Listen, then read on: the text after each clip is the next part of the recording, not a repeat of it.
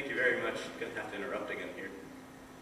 There are some more things we want to explore about this town. I think this is a good time to tell you that the Cartwright interests have just begun building a new bank in Grover's Corners.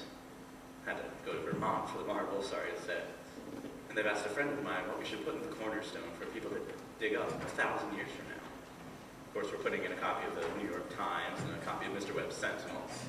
Kind of interested in that because some scientific fellows have found a way of painting all that reading matter with a glue, a silicate glue, that'll make it keep 1,000, maybe 2,000 years.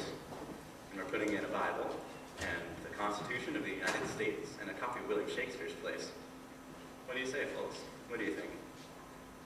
You know, Babylon once had 2 million people in it, but all we know about it is names of kings, copies of wheat contracts, contracts for the sale of slaves, and yet, every night, all those families sat down to supper, and the father came home from his work, and the smoke went up the chimney.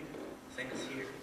And even in Greece and Rome, all we know about the real life of people is what we can piece together out of the joking poems and the comedies they wrote for the theater back then.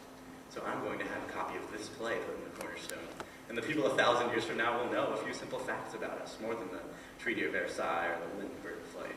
See what I mean?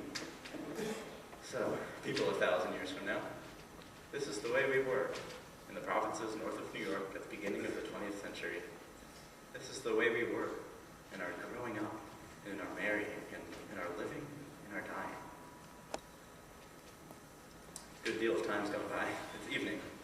You can hear choir practice going on in the Congregational Church over there. The children are at home doing their schoolwork. The day is running down like a tired clock.